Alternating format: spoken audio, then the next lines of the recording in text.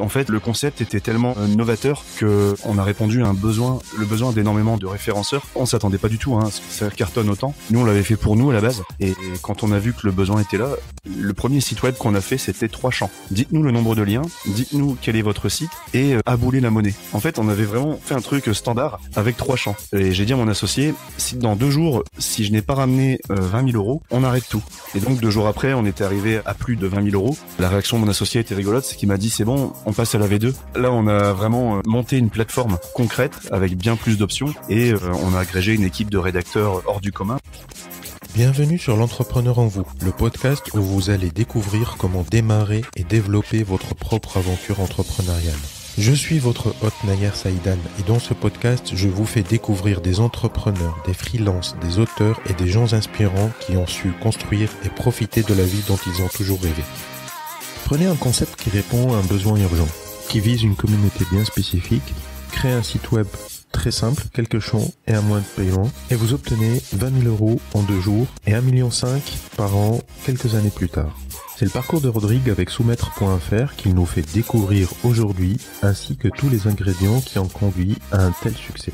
Vous pouvez accéder à l'ensemble des liens et à la retranscription de cet épisode sur le blog en vous rendant sur l'URL suivante envou.co/27, le chiffre 27. Réveille l'entrepreneur qui est en toi, épisode numéro 27. À toi Rodrigue. Rodrigue, est-ce que tu es prêt à nous révéler l'entrepreneur qui est en toi? Oui, je suis prêt, Nayer. Excellent. Aujourd'hui, j'accueille Rodrigue Fénard, le cofondateur de Soumettre.fr, une plateforme qui vous permet d'acquérir des liens et du contenu de qualité pour booster la visibilité de votre entreprise sur Internet. Rodrigue, avant de parler de tes différents business, j'aimerais qu'on remonte le ton et qu'on s'intéresse un peu à ton parcours personnel. D'accord. Est-ce que tu te rappelles du tout premier projet ou business que tu as fait? Alors oui, ça remonte à peu près à 2006. L'époque où les détecteurs de fumée devenaient obligatoires. Il y avait une loi qui passait, la loi Morange, et j'ai chopé le créneau pour vendre des détecteurs de fumée sur mon départ au porte-à-porte, puis sur Internet. Donc c'était en 2006. Je suis très vite devenu l'un des premiers à vendre en gros sur Internet ce genre de produit, et ça a été ma toute première expérience de business avec tous les problèmes que ça engendre d'un point de vue cotisation, toutes ces choses-là. Tu sais, quand on n'est pas prêt, quand on n'est pas forcément préparé, à ce genre d'étape, on retombe vite sur nos pieds. Et pourquoi ça tournait court, t'as arrêté rapidement? Pas forcément, c'est juste que, au contraire, ça s'est développé, mais j'aurais aimé mieux me préparer à ce qui allait arriver au niveau social, puisqu'après ça c'est un peu compliqué et je me concentrais plus à régler ce genre de problème qu'à gérer mon activité. Tu sais, au final, j'étais un peu en difficulté à ce moment-là, alors que c'était un créneau très porteur. De ce fait-là, on a développé ça. On a tenu à peu près 3 ans sur cette activité. Puis, on l'a transformé en vente en ligne de divers produits high-tech, société qui a duré pendant plus de 6 ans. D'accord. Et après, tu l'as revendu?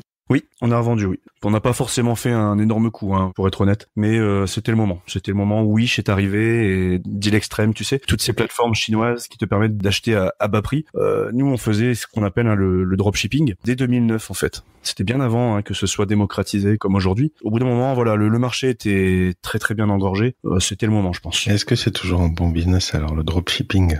Dropshipping, pour les gens qui connaissent pas, c'est en gros vendre quelque chose sans l'avoir vraiment en stock, et puis le commander en Chine et l'envoyer vers le client. C'est un peu ça, Rodrigue, ou je me trompe? C'est exactement ça. Alors, c'est dans les faits un peu plus complexe, puisque lorsque le client achète, il est censé dédouaner son produit lorsqu'il l'importe en France, parce qu'il devient lui-même importateur du produit, techniquement. De ce fait-là, ça engendre beaucoup de petits problèmes logistiques, on va dire. Mais c'est exactement cette définition. C'est un produit qui part directement du pays fournisseur, on va dire, bien souvent Hong Kong ou Shenzhen, et qui s'en va directement chez le client final en marque blanche. D'accord. Et selon toi, c'est toujours un business intéressant? Je pense qu'il faut, comme partout, trouver une bonne niche. Et à l'époque, c'était les petites cartouches, tu sais, qu'on mettait dans les DS. Oui. Pour permettre de mettre des musiques. C'est ce que je disais du moins à la police quand Nintendo au final a essayé de nous saisir nos stocks. Mais on savait très bien que c'était un peu comme un lecteur DX. On sait tous que c'est pour y mettre des films. Là, en l'occurrence, c'était pour y mettre des jeux. D'accord. Ok, après ce business-là, alors, t'es resté sur le web? Je suis resté sur le web, donc dans une association de réinsertion qui m'a poussé vers une agence e-commerce sur Calais qui s'appelle Apicom. Et dans cette agence, j'ai rencontré mon futur employeur, un de mes futurs employeurs dans le monde du jouet. En fait, l'agence a été une sorte de tremplin et je suis vite passé en tant que chef de projet web dans les jouets. D'accord. On a assez gros, hein, c'est une grosse boîte qui a plus de 60 ans d'existence, qui souhaitait développer le chiffre sur Internet. T'es resté longtemps chez eux? Je suis resté, 3 ans et demi. Pour un chef de projet, c'est la durée moyenne, on va dire. Donc t'as quitté l'entrepreneuriat pour revenir salarié, quoi. Ouais. Suite justement, tu vois, au problème que j'ai évoqué tout à l'heure, niveau social et autres, j'ai eu 4 procès avec le RSI pour des sommes qui nous demandaient. Enfin, je suis pas le seul à vivre ça, donc je pense que parmi ton audience, beaucoup se reconnaîtront là-dedans. Tu sais, quand tu reçois la fameuse lettre du RSI, où on te demande une somme faramineuse que tu n'as pas forcément. Ouais. Et donc là, il a fallu se défendre. J'ai gagné 3 de mes procès. Finalement, c'est eux qui m'ont donné de l'argent, puisque j'ai réussi à me défendre et rester sincère, hein, tout simplement. Et le 4e procès, je me suis rendu compte 2 jours trop tard qu'il fallait que je fasse opposition, et de fait, ils ont gagné. D'accord. C'est usant. Du coup, ça t'a dégoûté un peu de l'entrepreneuriat ou Oui, c'est ça. Comme je disais, en fait, c'est une période qui a été du coup difficile dans le sens où ça m'a vraiment dégoûté de l'entrepreneuriat. Et ce qui m'a donné envie de m'y remettre, en revanche, c'est la fameuse solution du web portage. Je pense que tu dois en avoir entendu parler. Oui, pas de souci. Donc ça, c'est vraiment la façon d'entreprendre sans le côté contrainte que tu as dans une entreprise, tout simplement. En fait, j'étais à mi-chemin entre salarié dans les jouets et freelance, tout simplement. J'ai fait une sorte de transition. Mon patron n'a pas très bien accepté que je travaille à nouveau à mon compte. De ce fait-là, la relation ne pouvait plus durer. Elle n'était plus aussi saine qu'elle ne l'était au départ, quoi. Donc tu es revenu en entrepreneuriat en tant que freelance? Ben justement, c'est le moment où j'ai lancé ma seconde activité de ma plateforme de netlinking. Donc c'est là où il a fallu faire un choix. D'accord. Et tu faisais quoi en freelance à ce moment-là?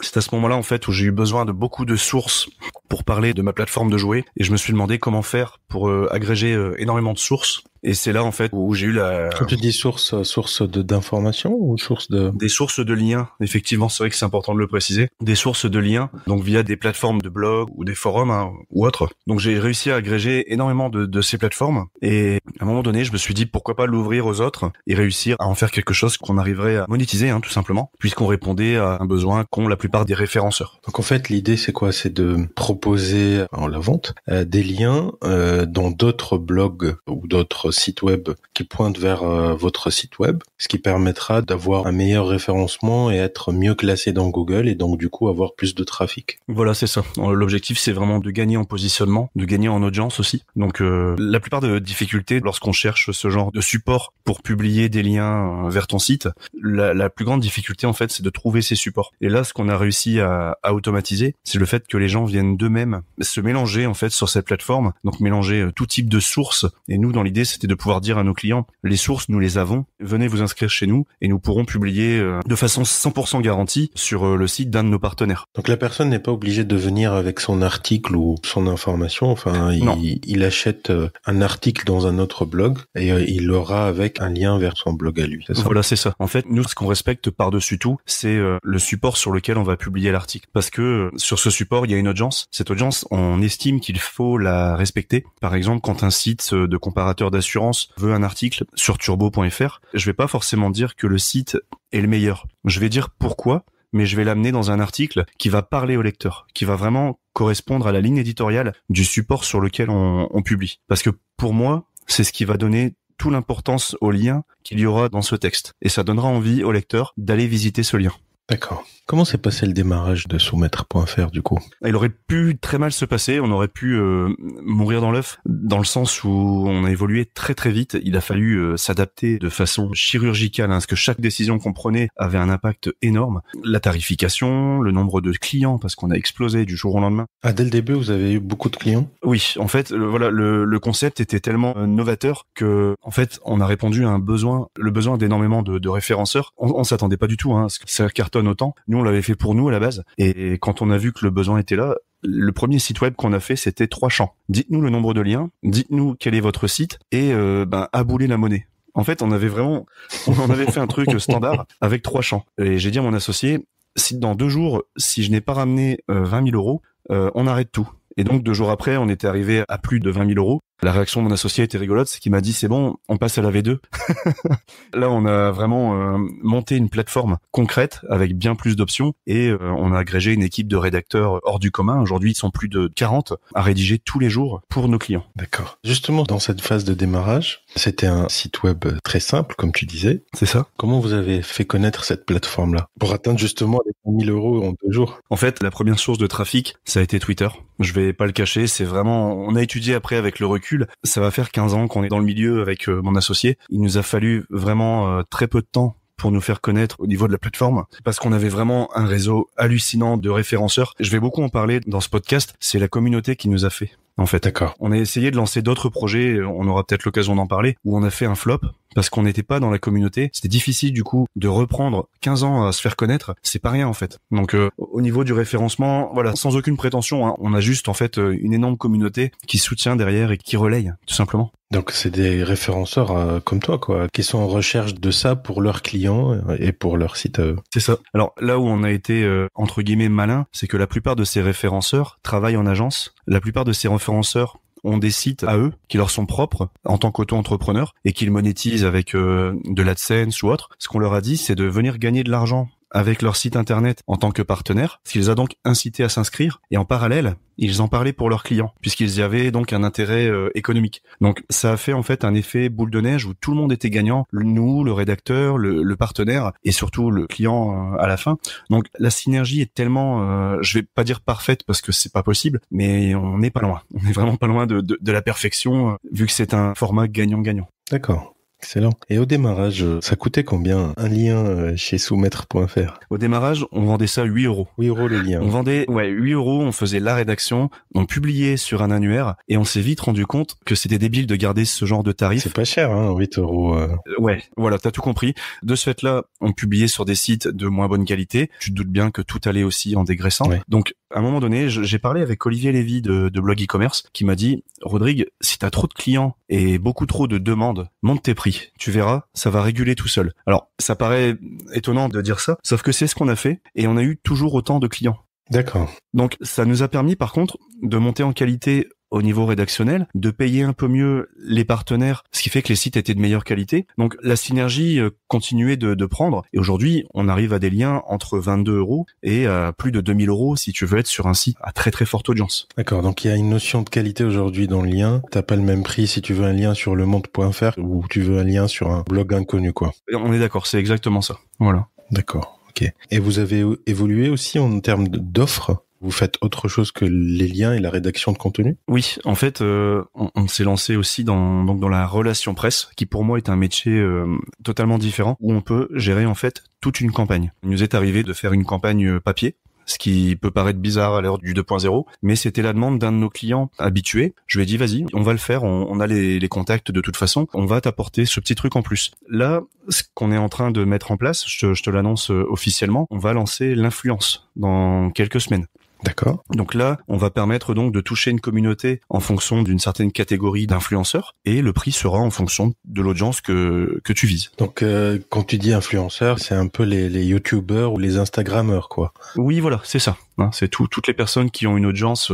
Alors, on va essayer de respecter encore une fois le partenaire, comme on le fait sur le netlinking. On va essayer vraiment de faire matcher en fait le client avec le bon instagrammeur ou le bon youtubeur dans la thématique. Et je suppose que ça nécessite un travail préparatif important de construire votre base d'influenceurs et comme vous l'avez fait pour construire votre base de blog, etc. C'est ça, ouais. Comment tu démarres ça justement? Là, tu attaques un nouveau marché que tu connais pas. Comment tu commences? Alors, autant c'était facile pour le référencement via des liens de trouver des référenceurs, autant les influenceurs, aujourd'hui, on peut tout aspirer. C'est lorsqu'on cherche une catégorie dans Instagram, oui, on peut en fait aspirer les influenceurs, on a leurs coordonnées professionnelles, et notre travail à nous, c'est de réussir à leur demander de revendiquer leur compte sur notre plateforme. Donc on va leur shooter un mail en leur disant, écoute, on a des potentiels clients pour toi, revendique ton compte sur la plateforme, ce qui nous permettra de gagner en crédibilité auprès du client. De ce fait-là, on qualifie une base par principe et d'abord aspirée, mais ça nous permet d'avoir une base assez conséquente dès le départ, qu'on viendra affiner par personne revendiquée. Rodrigue, quels sont selon toi les secrets pour booster sa visibilité sur Internet? Pour moi, c'est d'avoir un projet qui tienne la route. Si tu te contentes de copier un projet sans en apporter une valeur ajoutée, je donne pas longtemps de ton projet. C'est pour moi le meilleur moyen d'avoir un succès dans ta visibilité, c'est de te démarquer, tout simplement. D'accord. Et c'est ce qui est arrivé avec Soumettre.fr. Les menottes, le jeu de mots, le côté un peu décalé de toute l'équipe, d'ailleurs, c'est un critère de recrutement. Très clairement, je pense que c'est ce qui peut aujourd'hui faire la différence, une fois que le boulot est bien fait. Ouais. On est d'accord que la base doit être acquise, mais le service derrière et la façon de le présenter, pour moi, est tout aussi important que ce que tu livres au final. Ouais. Tu parlais d'une équipe de 40 personnes, dont une partie sont salariés, c'est ça, chez Soumettre? Oui, on est 7 salariés et tout le restant, ce sont des freelances qui ont aussi d'autres clients que nous et qui travaillent plus ou moins à temps plein dans la petite famille Soumettre. Et donc la plupart sont là pour la rédaction du contenu, c'est bien ça, hein? Oui, voilà. En fait, oui, il y a que 2 ou 3 personnes qui sont chargées de gérer les clients. Tout le restant, c'est de la qualification de partenaires et du texte. Comment t'arrives à gérer toute cette équipe-là, surtout pour le contenu, pour la rédaction, etc. Comment vous faites? Je suis un pro de la délégation. Je pense, une très bonne qualité que je peux avoir, qui peut être un défaut pour certains, c'est que j'aime bien m'entourer de personnes compétentes et que chacun fasse son job, qu'on ne parte pas dans différentes activités. J'ai une personne qui s'occupe des rédacteurs, j'ai une personne qui s'occupe de la relation presse. Moi, je m'occupe des gros contrats avec les clients. On a chacun en fait sa spécialité. Mon associé gère tout ce qui est développement du site web. Avec lui aussi, son équipe de freelance ou d'agence. Donc on a chacun en fait sa spécialité, au moins on est concentré dans ce qu'on fait. D'accord. Et vous avez des outils particuliers pour gérer tout ce monde-là, pour se connecter, pour travailler ensemble? Oui, en fait on a notre propre outil qui est dans le back-office de Soumettre, et pour la gestion sociale et pour un petit peu le côté humain, on utilise par exemple Slack qui nous permet vraiment de créer donc différents canaux de discussion en fonction de l'importance de la discussion, justement en l'occurrence. Donc on a bien en fait structuré nos moyens de communication en interne, ce qui permet vraiment d'être réactif. Donc quand on a un ticket au support, selon son degré de gravité, différentes personnes sont associées à ce ticket, ce qui permet de répondre en moins d'une minute, des fois même ça nous arrive. Donc on essaye vraiment d'être réactif grâce à cet outil que je t'ai cité. D'accord. Rodrigue, comment Google voit ce que fait Soumettre.fr? Est-ce que pour eux c'est quelque chose de normal, ou est-ce que tu penses qu'ils le voient d'un mauvais œil? Pour eux ça se fait pas? Pour eux c'est quelque chose de normal, ça fait partie de leurs critères d'algorithme. Donc très clairement, ils savent très bien que ce qu'on fait, c'est tout simplement manipuler l'algorithme. De toute façon, il faut pas se leurrer. En même temps, on a une manière de le faire et une certaine approche qui peut sembler, on va pas dire à 100% naturelle, mais qui peut sembler naturelle aux yeux d'un lecteur déjà. C'est tout ce qui compte pour moi. Si ça semble naturel aux yeux du lecteur, il y a aucune raison que ce soit pénalisé. J'ai vu des plateformes qui pouvaient faire des liens optimisés, j'ai vu d'autres plateformes qui ne faisaient même pas de texte ou alors très peu et qui mettaient un lien. Pour moi, si tu n'amènes pas le lien, c'est ce que je disais tout à l'heure, si tu n'amènes pas le lien, pour moi, c'est à partir de là où tu peux être flagué par un quality rater. Tout ça avec l'épée de Damoclès au-dessus de la tête, au moment où je te dis ça. C'est-à-dire que ça peut changer à n'importe quel moment, c'est ce que tu veux dire? Oui. Je pense qu'à un moment donné, Google a les moyens de savoir ce qu'on fait. Il a même beaucoup plus de moyens que ce qu'on peut l'imaginer. Donc voilà, si tu débordes un peu trop, je pense qu'à un moment donné, tu vas te faire taper dessus, quoi. Donc c'est pour ça que vous visez la qualité plutôt que la quantité, quoi. C'est ce qu'on a fait dès le départ. Voilà, la seule erreur qu'on a faite, ça a été de ne proposer qu'une seule offre au départ, qui était l'offre la plus réduite. Ça nous a été reproché. On a été très réactifs après pour augmenter nos offres, parce qu'on a très bien compris ce qu'attendaient nos clients. Et d'autres veulent moins de qualité, mais ça, ils sauront le trouver autre part. D'accord. Rodrigue, où est-ce que vous en êtes aujourd'hui avec Soumettre.fr en termes de chiffres? On a une bonne croissance. On a une très très bonne croissance. On est passé de 800 000 euros la première année à bientôt 1,5 million en 2018. Donc on a fort espoir avec l'influence que ça continue de monter. Mais c'est fou. Et je donne les chiffres comme ça. Je les réalise pas de toute façon. Mais très clairement, c'est fou. Vous faites à peu près 150 000 euros par mois, à peu près, c'est ça? Voilà. En moyenne, c'est ce qu'on arrive à atteindre, du moins bien en ce moment, oui. D'accord. C'est un bon chiffre. C'est violent. En fait, quand on s'en est rendu compte avec mon associé, je te cache pas qu'on a sauté au plafond. Ça fait toujours plaisir quand on t'annonce ton premier million au bout de à peu près 1 an d'activité. Ouais. Mais en fait, j'ai appris aussi qu'on pouvait très vite se casser la gueule. Justement, en 2006, quand ça marchait très très bien, tu peux très vite tomber en fait. Et de ce fait-là, j'essaye d'assurer mes arrières pour au moins garantir à notre équipe d'avoir du boulot sur le long terme. On l'a évoqué dans la question juste avant. On peut tomber à tout moment. Ouais. Donc je reste lucide à ce niveau-là. Par contre, on lance d'autres projets en parallèle qui permettent vraiment d'assurer les arrières. Justement, tu as commencé à en parler au début des autres projets. Il y en a qui ont marché, il y en a qui ont peut-être pas marché. Est-ce que tu peux nous en parler un peu plus? Oui. Alors, l'année dernière, j'ai lancé un projet en rapport avec Soumettre qui est Writers avec 2 i, qui permet en fait d'inverser les rôles. Plutôt que d'avoir un client qui presse le citron à des rédacteurs, j'ai tout inversé. Je propose aux rédacteurs de faire des textes en vente de façon éphémère, de façon unique. Ils le mettent en vente sur la plateforme et moi je vais chercher le client. Et tous les matins, ce client reçoit un mail en disant attention, il y a autant d'articles qui sont parus hier, dépêche-toi, il y en aura qu'un à chaque fois. Il y aura qu'une seule quantité. Donc ça permet aux rédacteurs de faire ce qu'ils aiment en termes de sujet, en termes de quantité, en termes de balisage au niveau HTML, etc. Ils sont libres en fait. Et le prix, surtout, c'est le plus important. Le rédacteur peut faire son propre prix. Après, c'est au client de l'accepter ou pas, mais s'il ne l'accepte pas, c'est pas grave, j'irai en chercher un autre. D'accord. Et ça a marché? Ça prend pas mal. On a un peu plus de 2000 articles qui sont déjà publiés, dont 50% sont déjà vendus. Donc ça fait une bonne moyenne, sachant qu'on a sur ce projet à peu près 300 rédacteurs. D'accord. Donc ils sont pas tous à temps plein, mais ils viennent de temps en temps vendre un article invendu, par exemple, ou tout simplement, j'en ai qui passent toute leur journée sur la plateforme et qui arrivent à en vivre comme il faut. D'accord. Et comment vous faites la sélection des articles, ou est-ce que c'est le rédacteur qui poste un peu ce qu'il veut? Moi, je sélectionne le rédacteur à l'entrée. Si je vois que les critères de société sont respectés, parce qu'il peut être n'importe où dans le monde, je vais lui laisser sa chance. Ça l'empêchera pas de faire de la qualité parce qu'il est à l'autre bout du monde. Donc, je vais lui laisser sa chance. Par contre, une fois qu'un article est vendu, le client peut noter le rédacteur. Et si le client le note mal, moi derrière, je prends mon téléphone, je demande au client d'argumenter, et si c'est justifié, je rembourse le client et soit je vire le rédacteur, soit je lui en tiens rigueur et il devra s'améliorer. Du coup, voilà, ça nous permet en fait d'avoir un réseau de rédacteurs qui est plutôt fiable. On a ouvert pareil un Slack communautaire où tout le monde peut discuter pour répondre aux questions de chacun. Donc la synergie est parfaite, le chiffre qui est fait est bon parce que c'est des prix justes que font les rédacteurs, parce qu'on voit beaucoup de plateformes qui tirent les prix au plus bas, et j'aime pas ce concept en fait. Je préfère donner le pouvoir aux rédacteurs. D'accord. Et il y a d'autres projets qui sont dans les pipes? Oui, on a eu un projet dont on parlait aussi d'échecs tout à l'heure, le projet Lysis, qui était un comparateur de prix en fait benchmark sur les places de marché, qui fonctionnait très bien lorsque j'étais dans le monde du jouet, sauf qu'aujourd'hui, très simplement, la partie développement a été un peu plus longue que prévu, la partie commerciale avait un peu empathie de ça, et je l'ai pas mis en avant autant que ce que j'aurais dû. De ce fait-là, le projet en fait est resté à stagner pendant presque un an avant qu'on se décide de le mettre en pause, tout simplement. Encore une fois, c'est ce que je disais tout à l'heure. Derrière, on n'avait pas la communauté non plus pour nous soutenir, donc le lancement était un peu plus compliqué qu'un projet lié au référencement. Et du coup, j'ai l'impression que toi et ton associé, vous avez un peu un labo de R&D, vous développez des trucs, vous essayez, vous tentez, et puis si ça marche, ça marche, si ça marche pas... Voilà, en fait, j'ai la chance d'avoir un associé qui est un des meilleurs développeurs de France. Je l'ai testé, entre guillemets testé, à mon ancien travail dans les jouets. La première année, on a fait un chiffre d'affaires phénoménal sur la partie qu'on avait développée ensemble. On a eu du mal à s'entendre, je le cache pas. Il en a fait une conférence au SEO Camp il y a quelques jours d'ailleurs, depuis le moment de ce podcast. Mais par contre, une fois qu'on s'est bien compris, parce qu'il est marseillais et moi je suis de Calais, donc on est vraiment aux deux extrêmes, une fois qu'on s'est bien compris au niveau caractère, on arrive à faire des trucs pas mal. Donc les engueulades sont tout le temps constructives et derrière on avance en fait, c'est ça qui est important, on arrive à avancer. D'accord. Du coup, vous êtes tous les deux localisés au même endroit aujourd'hui ou... Non, aujourd'hui on est toujours à distance. Je pense qu'on ne se supporterait pas au quotidien si on était ensemble. Donc là on est très très bien comme ça.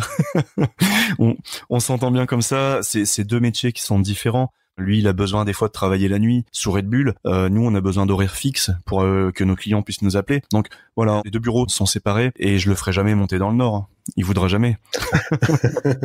Et donc du coup, vous avez un bureau vers chez toi, plus pour la partie rédaction et gestion des clients, et dans le sud, c'est la partie R&D, on va dire. Voilà, c'est toute la partie de développement. Le R&D, on le fait en communion, mais la partie de développement, tout est fait dans le sud. Lui, il gère en fait ses équipes, il gère aussi les employés qui sont dans la partie développement. Et moi, dans le nord, j'ai tous mes piliers qui sont là, commerciaux et rédactionnels. Et il s'occupe très bien tout seul. Moi, je suis acte de présence, mais aujourd'hui, je peux mettre vraiment ma tête ailleurs sans aucun problème et me concentrer sur d'autres projets. Excellent.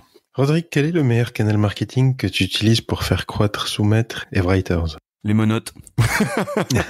Les menottes, c'est les liens humains. C'est pas qu'une image, je l'ai vraiment fait dans les conférences, menotter des patrons de grosses entreprises ensemble et leur dire voilà les mecs, vous faites du lien maintenant, on va discuter. Pour moi, c'est le meilleur canal de visibilité. Après, je pourrais te dire Twitter, effectivement, comme je te disais tout à l'heure. Mais non, pour moi, c'est vraiment, il faut y aller, il faut rencontrer les gens. La pina colada aussi, c'est...